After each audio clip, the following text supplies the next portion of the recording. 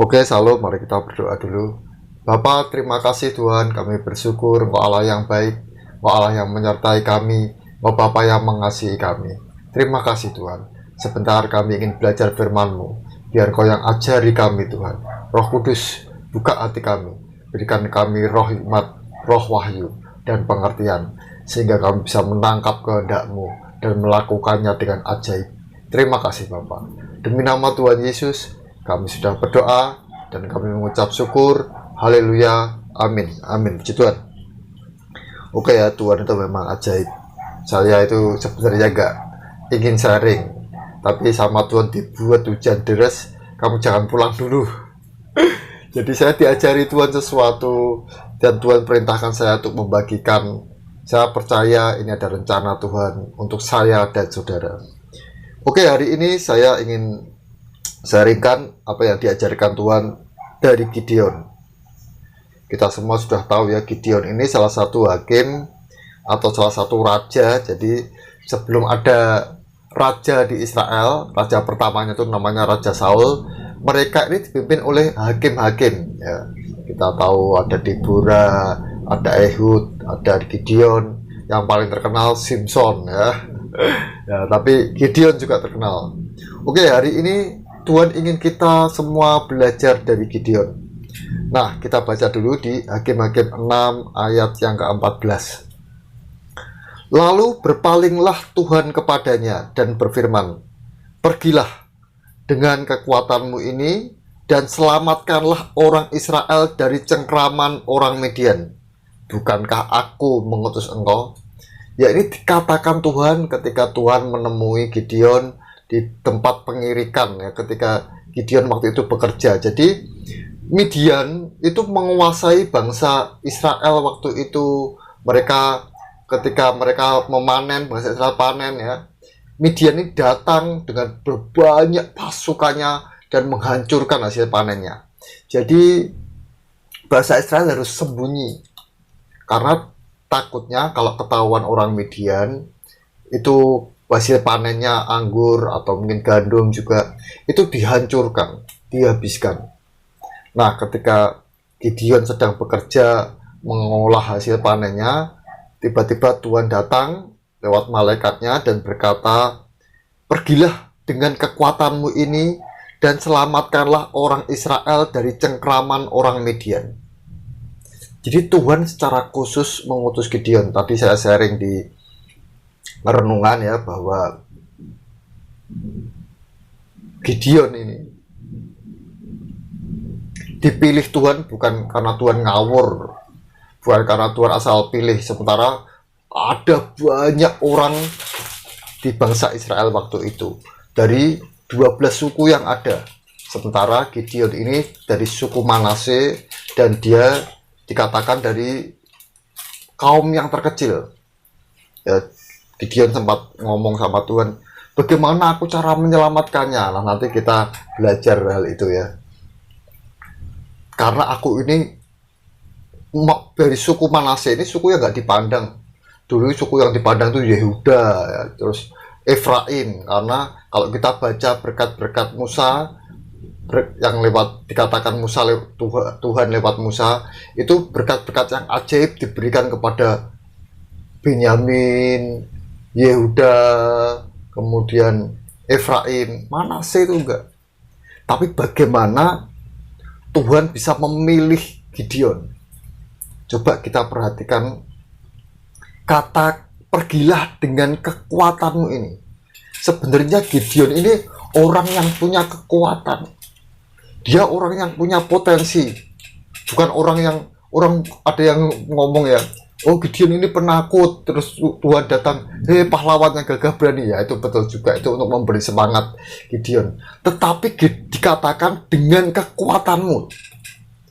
Dan Gideon ini kalau kita lihat, setelah dia diutus Tuhan, dia nanti menghancurkan mesbah penyembahan Baal.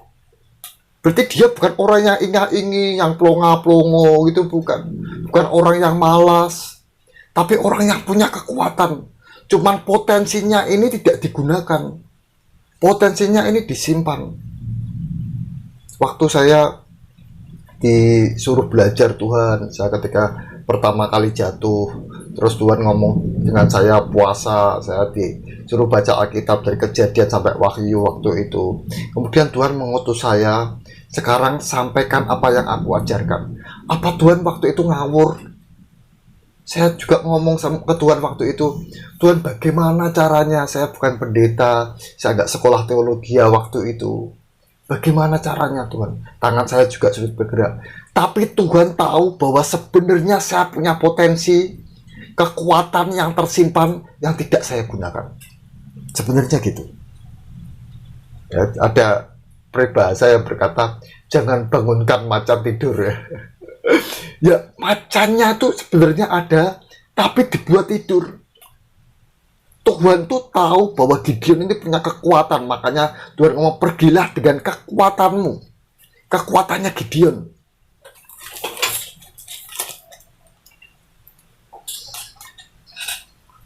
Jadi Gideon ini diutus bukan orang yang ingah-ingih, plonga-plongo, orang yang penakut, bukan. Tuhan memilih Gideon karena Gideon punya kekuatan. Saya percaya, bukan hanya saya dan saudara. Kita semua ini punya kekuatan, punya potensi, punya talenta. Jadi ada 5, 2, dan 1. Minim 1 talenta itu kita miliki. Minim. Dan 1 talenta itu nilainya sangat amat besar sekali. Jangan salah, itu kalau saya nggak lupa ya, 34 kg emas. Sudah timbang sendiri, jual sendiri ke toko emas ya. Itu sesuatu yang sangat besar itu kalau ngomong tentang kekayaan. Jadi talenta itu kalau ngomong tentang kekuatan, itu kekuatan yang sangat besar, bukan main-main. Jadi paling enggak kita tuh punya, diberi Tuhan 1 talenta. Ya ingat, jangan dikubur. Tuhan juga nggak mau orang yang malas mengubur, tidak berguna, akhirnya dicampakkan ke neraka. Jadi kita harus tahu dulu, kalau kita mau belajar dari Gideon ini adalah, Gideon ini bukan orang yang lemah, bukan orang yang ingah-ingih, bukan orang yang males, tapi dia orang yang punya kekuatan, punya potensi. Nah, kata kekuatan di sini, kalau kita baca, jadi saya waktu belajar ini tuh, saya tuh ingin tahu sebenarnya kekuatan seperti apa sih yang dimiliki Gideon, sampai akhirnya dia bisa menyelamatkan bangsa Israel dari cengkraman Midian.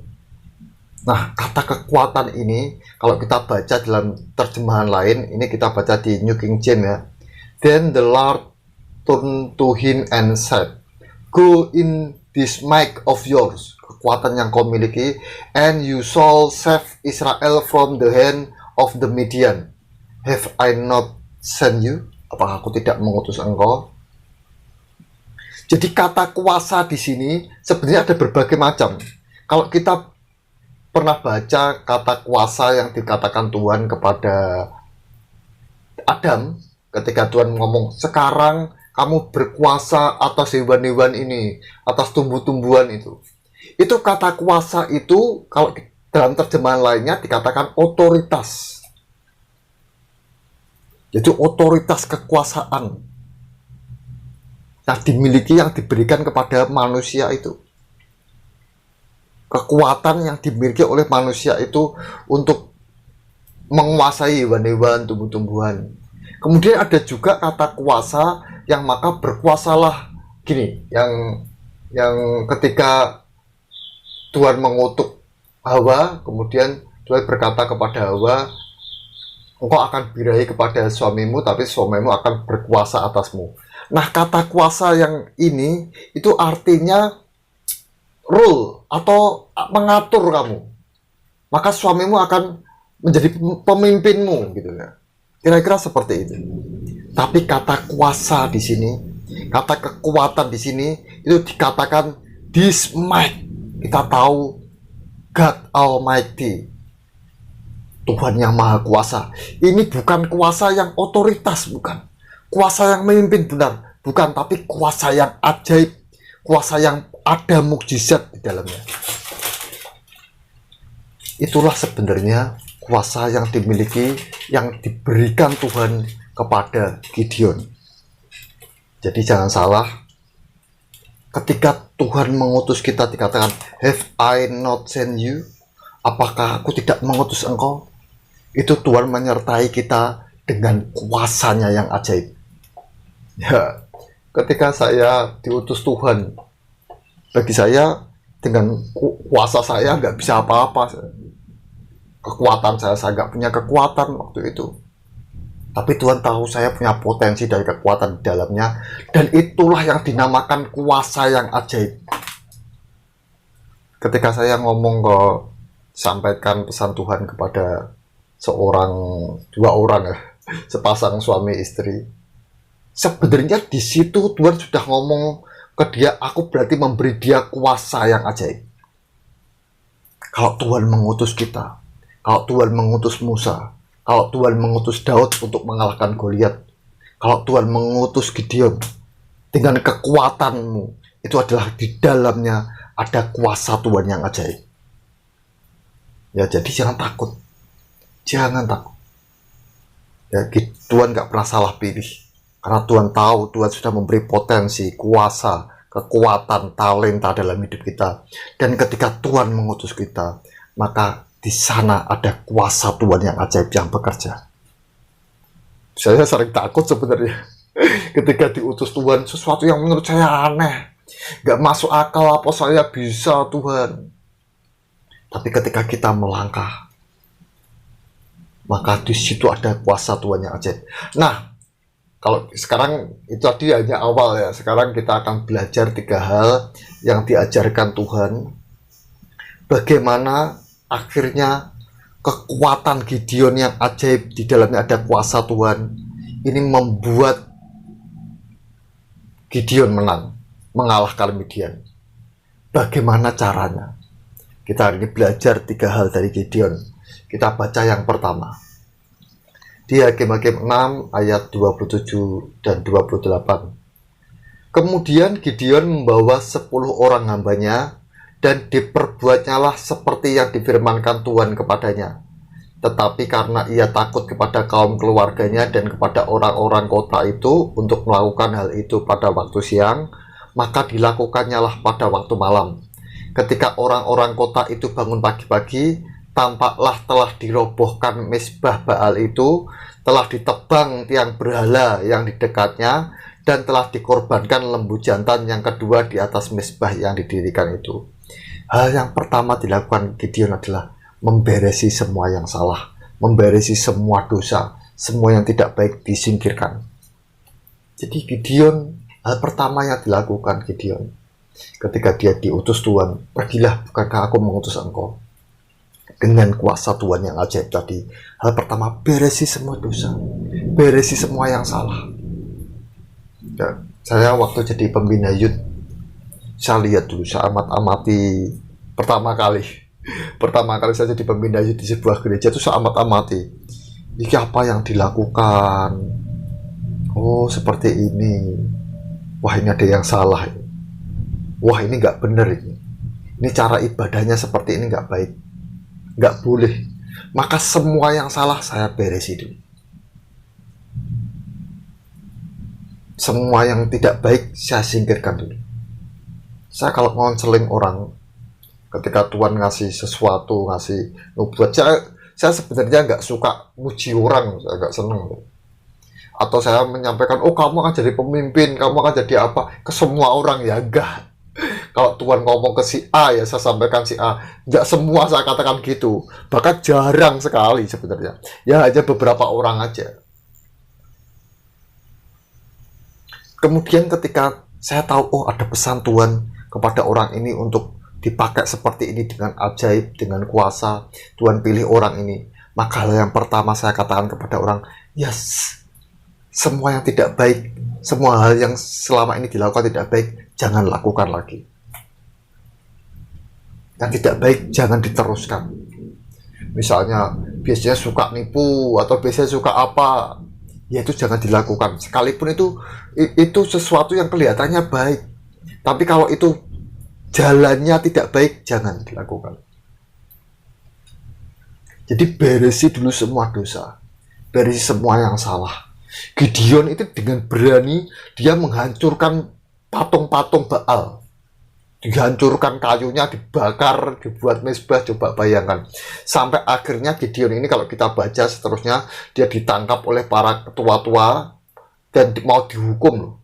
Tapi kemudian ada yang berkata, kalau memang Baal yang berurusan dengan Gideon, maka biarlah Gideon sendiri yang melawan Baal, atau Baal sendiri yang melawan Gideon.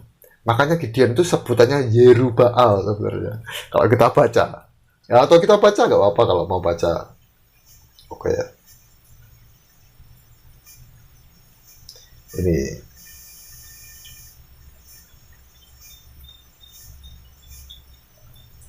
ya, saya baca di Hakim-Hakim 6 ayat yang ke-28.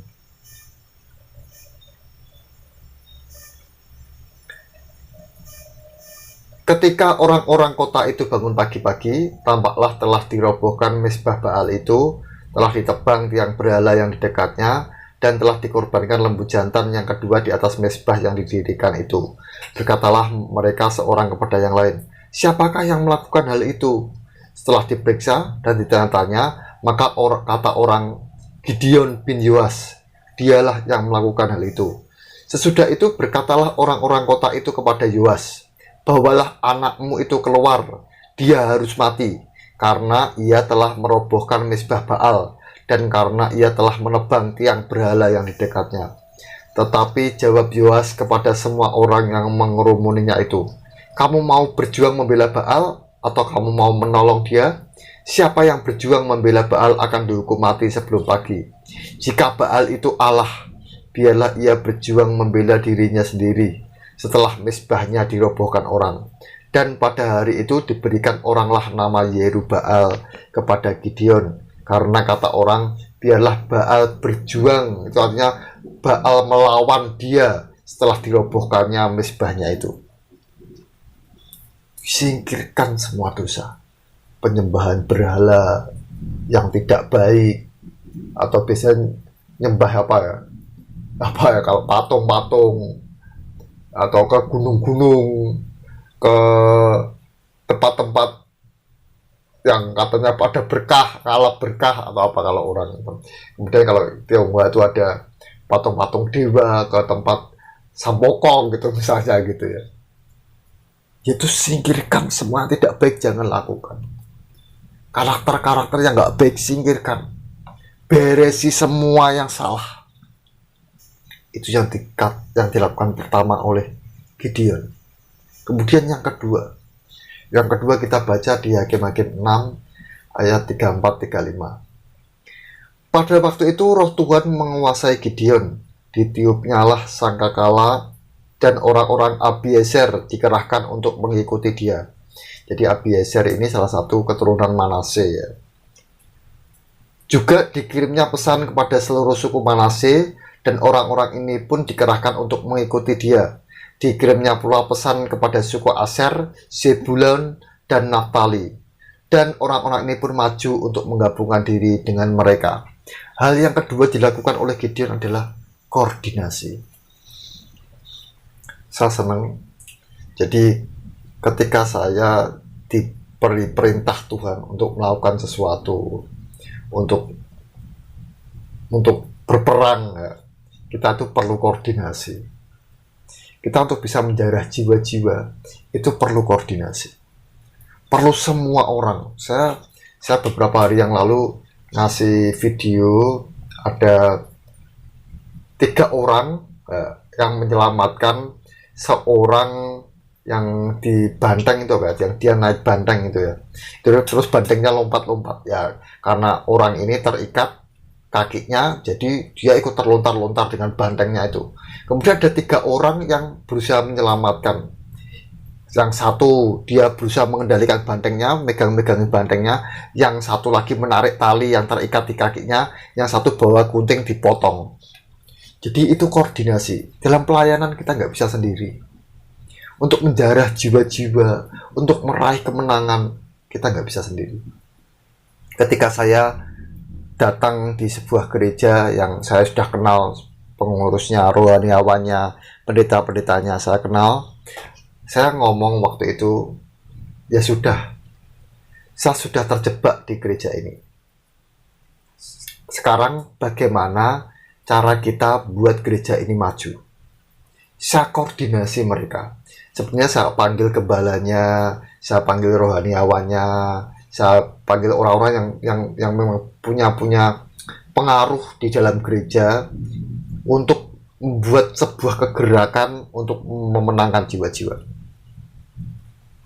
Jadi saya koordinasi. Waktu saya jadi koordinator sekolah minggu, saya koordinasi dulu guru-gurunya, apa yang harus kita lakukan. Itu harus ada koordinasi, saya kumpulkan dulu semuanya. Waktu saya jadi pembina youth sama juga. Saya kumpulkan dulu ketuanya, wakilnya, ketua yang bidang musik, ketua bidang apa, saya kumpulkan dulu. Saya koordinasi dulu. Sama.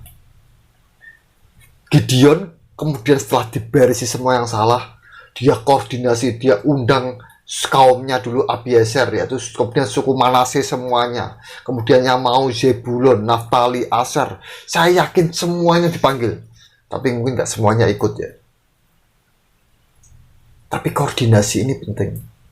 Dalam sebuah tim itu perlu koordinasi, kepercayaan. Baru-baru ini saya melihat sebuah tim penyelamatan. Saya tuh senang kalau lihat sebuah tim penyelamatan, karena tim penyelamatan itu sebenarnya gambaran gereja.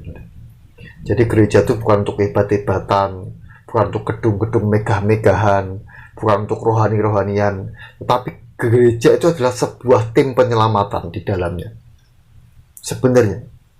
Jadi ada yang tugasnya di dalam tim mimbar, ada yang tugasnya mencari jiwa, ada yang tugasnya mengenalkan ke Tuhan. Dan itu sebuah tim penyelamatan. Ketika Tuhan ajari saya tentang tuayan jiwa-jiwa dan lawatan, ini penting sekali sebenarnya. Waktunya sudah sedekat ini peperangan antara Tuhan dengan iblis. Iblis ingin merebut jiwa-jiwa yang dari Tuhan, sementara kita juga sama. Kita harus bisa merebut jiwa-jiwa yang ditarik iblis. Itu sebenarnya seperti itu. Dan ini dibutuhkan tim penyelamatan. Ya, saya melihat sebuah film tentang sebuah tim penyelamatan. Jadi ada paramedisnya satu, kemudian ada tim pemadam kebakarannya, kemudian ada polisinya. Jadi ketika ada orang diculik, polisi ini menganalisa, wah diculik di mana ya, ditelepon, tepatnya seperti apa, gitu. Dia menganalisa. Kemudian tim pemadam kebakarannya dia menyiapkan tangga, menyiapkan yang gelembung yang di bawah itu, karena ini diculiknya di sebuah apartemen ya, disekap di sebuah apartemen. Jadi kalau melompat dia aman, siapkan tangga. Kalau dibakar tempatnya tuh dia langsung masuk, mendobrak untuk mematikan apinya. Kemudian ada tim paramedis, karena yang ternyata yang diculik ini sudah terluka. Mereka butuh paramedis. Jadi 3 tim ini kan koordinasi. Tidak bisa kita memenangkan jiwa-jiwa hanya dengan seorang diri, nggak bisa. Polisi saja, terus kalau orangnya di atas gimana, lompat malah mati juga. Atau nggak ada paramedisnya, nggak ada P3K-nya, pertolongan pertama pada kecelakaan, nggak ada pertolongan pertamanya, di bawah rumah sakit sudah mati. Jadi 3 tim ini harus bersatu untuk satu tujuan, yaitu visi keselamatan. Gereja itu harusnya seperti itu. Masing-masing bersatu dalam satu tujuan, yaitu visi keselamatan. Keselamatan jiwa-jiwa. Dengan tugasnya masing-masing. Ini sama. Midian panggil semua orang, kita koordinasi. Visinya apa? Keselamatan, kalahkan Midian. Bener gak? Koordinasi itu penting. Itu yang kedua. Kemudian yang ketiga, yang terakhir ya, yang terakhir kita baca di Hakim-Hakim 7 ayat yang kedua.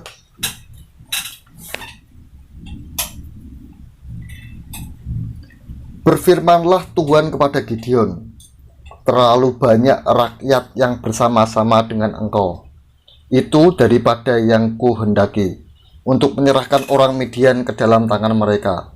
Jangan-jangan orang Israel memegah-megahkan diri terhadap aku sambil berkata, tanganku sendirilah yang menyelamatkan aku. Hal yang ketiga adalah bergantung ke Tuhan. Itu yang dilakukan Gideon. Saya itu kemarin, saya nggak tahu. Tiba-tiba saya kemarin itu dihubungi 3 pendeta, ditelepon 3 hamba Tuhan. Nah, ketiganya ini ya sebenarnya ya menawarkan untuk saya pelayanan, menawarkan saya seperti itu. Tapi ya saya karena sekarang sudah tergabung di sebuah gereja dan saya sebenarnya gak tahu ini gerejanya saya mau gimana, saya mau jadi apa. Sementara saya kalau di sini seperti yang pernah saya katakan, ini orang mau mendukung saya, mau melakukan segala sesuatu, tapi perhatikan, saya bisa bergantung pada orang ini. Atau saya ke sini, ini mungkin seorang pengusaha yang kuat, yang bisa membantu saya tapi saya bisa bergantung ke pengusaha ini. Kalau saya yang di sini, saya otomatis hanya bisa bergantung ke Tuhan. Saya nggak kenal siapa-siapa, saya nggak punya apa-apa, saya hanya bisa bergantung ke Tuhan. Itu yang dilakukan Gideon. Dari 30.000 Tuhan ngomong kurangi. Kenapa? Supaya Gideon bergantung ke Tuhan, bukan bergantung ke, dikatakan jangan-jangan orang Israel memegahkan diri terhadap aku sambil berkata, tanganku sendirilah yang menyelamatkan aku. Supaya nggak bergantung ke kekuatannya, bergantung ke pasukannya, enggak. Kita semua itu dalam melayani harus bergantung ke Tuhan, mengandalkan Tuhan. Sampai akhirnya dibuat Tuhan hanya tinggal 300, sementara melawan 150.000 pasukan Midian. Tapi ketika mereka bergantung ke Tuhan, maka menang. Faktor T adalah faktor yang utama. Sehebat apapun kita, kalau kita bergantung ke manusia, kita akan kecewa. Tuhan bisa memberi kekalahan karena hati kita sudah salah. Saya kemarin ngomong-ngomong dengan seorang pendeta ya. Jadi saya punya teman pendeta, kemudian dia ngomong-ngomong tentang pelayanan. Sekarang dia tuh diajak melayani di sebuah gereja lah, nggak perlu saya sebut namanya. Kemudian saya ngomong-ngomong, kalau teman saya ini kan ya di gereja hidup, dia digaji ya, dikasih PK. Nah kemudian saya ngomong, sebenarnya hamba Tuhan tuh nggak boleh hidup dari PK. Jadi hamba Tuhan tuh nggak boleh hidup dari gaji. Kita tuh hidup dari berkat Tuhan. Kita nggak boleh bergantung kepada gereja, nggak boleh bergantung kepada gembala, walaupun kita mungkin menghormati gembala, apa yang harus kita lakukan, ya kita tunduk lah, punya rasa tunduk, otoritas, menghormati lah, selama itu benar ya. Tapi kita nggak boleh bergantung terhadap gaji, nggak boleh bergantung terhadap PK. Kita layani Tuhan aja yang tulus. Saya yakin sebenarnya nanti kalau ya saya panggil Pak lah, kalau Bapak ini melayani dengan benar, gaji itu hanya sampingan. Berkat Tuhan itu jauh lebih besar. Ya ketika pandemi, ketika ya mungkin kita nggak tahu apa yang terjadi di depan. Banyak hamba-hamba Tuhan, pendeta-pendeta yang tumbang, nggak bisa hidup. Karena apa? Mereka bukan bergantung kepada Tuhan, tetapi bergantung kepada pekerjaan. Ini salah sekali. Ya saya tuh mau cerita ya, sebenarnya ini cerita yang menurut saya ya nggak sepenuhnya jelek, nggak sepenuhnya baik, tapi saya ingin kita belajar sesuatu lah. Ketika Pak Petrus Agung mau jadi pendeta, itu dia ditanyain sama bapaknya ya, sama papahnya, kamu mau jadi apa? Saya mau jadi hamba Tuhan. Wah, berbapaknya, ngapain jadi hamba Tuhan, jadi pendeta? Pendeta itu tidak bisa makan lapar karena terpaksa. Lebih baik kamu jadi pengusaha, kemudian kamu bisa ngatur pendeta. Dulu Pak bapaknya Pak Petrus Agung tuh ngomong gitu. Ya saya berpikir, saya melihat sebuah gereja yang pendetanya diatur oleh pengusaha. Jadi karena pengusahanya punya kekuatan di sana, punya punya dukungan dana yang kuat, sehingga pendetanya kalau nggak mau manut mungkin pendeta saya pindah gereja aja. Otomatis gereja itu bergantung bukan ke Tuhan tapi bergantung ke pengusaha. Itu yang nggak boleh. Apa salah? Ya itu salah kalau gitu. Kalau pengusaha ngatur pendeta ya salah, saya katakan gitu. Ya kalau saya punya teman pengusaha ngatur saya ya saya nggak mau. Ya buat apa? Oh, kamu mau pergi ya pergi, silahkan ke pendeta siapa. Kalau hidupmu diberkati di sana ya nggak apa-apa. Jadi sebenarnya nggak gitu. Jadi imam dan raja itu harus saling mendukung. Pengusaha dan pendeta itu harus saling mendukung. Bukan pengusaha ngatur pendeta. Kita tuh sama-sama bergantung ke Tuhan. Pengusaha juga bergantung ke Tuhan. Pendeta juga bergantung ke Tuhan. Bukan pendeta bergantung ke pengusaha, pengusaha juga nggak boleh bergantung ke pendeta. Pak, saya doakan, saya tuh nggak ngajari teman-teman saya pengusaha untuk gitu, nggak. Kita semua tuh harus bergantung ke Tuhan. Kalau saya mendoakan, ya saya juga hanya mendoakan ke Tuhan. Kamu juga harus doa sendiri sama. Nggak boleh bergantung ke saya. Pendeta nggak boleh bergantung ke pengusaha, pengusaha juga nggak boleh bergantung ke pendeta. Ya kalau gereja kemudian diatur oleh pengusaha, pendetanya bergantung ke pengusaha ya nggak mungkin dipakai Tuhan. Ya akan jadi gereja yang rutinitas, gereja yang gitu-gitu aja. Ketika pendeta bergantung kepada pengusaha, ketika pengusaha itu jatuh ya sudah mati semua, nggak bisa makan. Kalau saya pelayanan bergantung ke pengusaha, ya habislah saya. Kemarin pandemi sudah nggak makan atau sudah mungkin kelaparan, rumah berkat tutup, mungkin gitu mungkin ya. Tapi saya nggak mau bergantung ke pengusaha. Kita semua, entah kak saudara ini panggilannya apa, pengusaha, pedagang, karyawan, atau apapun juga kita harus bergantung ke Tuhan. Bergantung karena kuasa yang ajaib itu datangnya dari Tuhan. Jangan mengandalkan kekuatan, jangan mengandalkan manusia, jangan mengandalkan uang, jangan. Banyak orang mengandalkan uang untuk pelayanan. Tuhan nggak berkenan, nggak berkenan. Kalau hati kita melenceng, salah, Tuhan nggak berkenan. Oke, kira-kira itu yang bisa saya sampaikan. Ketika kita belajar dari Gideon, ketika kita diutus Tuhan, itu sebenarnya Tuhan nggak salah ngutus, nggak salah pilih. Dan ketika Tuhan mengutus kita, Tuhan tahu potensi kita, dan di dalamnya diberi kuasa Tuhan yang ajaib. Yang harus dilakukan yang pertama, beresi yang salah. Semua yang tidak baik, kejahatan, dosa, tinggalkan, beresi. Kemudian yang kedua, koordinasi. Kita tuh makhluk sosial ya. Kita butuh ngomong-ngomong ke istri atau ke suami, kita mau melakukan ini gimana ya, nanti kamu yang gini ya, saya yang gini ya, gitu. Koordinasi. Kalau saya jadi koordinator ibadah sebuah gereja, saya kumpulkan dulu ada berapa orang, yang pemain musik siapa, yang WL gimana, saya koordinasi dulu. Kemudian yang transportasi siapa, semua harus diatur, harus dikoordinasi. Kemudian yang ketiga, dalam kesemuanya itu bergantung ke Tuhan, mengandalkan Tuhan. Ya, saya kira itu saja sharing yang bisa saya sampaikan. Mari kita tutup dengan doa. Bapa, terima kasih Tuhan atas firman-Mu hari ini Tuhan. Kami percaya Tuhan, bahwa yang utus kami Tuhan, ini kami Tuhan, utus kami Tuhan. Biar kuasa-Mu yang ajaib menyertai kami Tuhan. Terima kasih Bapa. Kami ingin Kau pakai lebih lagi Tuhan, sebagai alat mujizat-Mu, untuk tuayan jiwa-jiwa Tuhan, untuk memenangkan jiwa-jiwa Tuhan, untuk tuayan dan lawatan.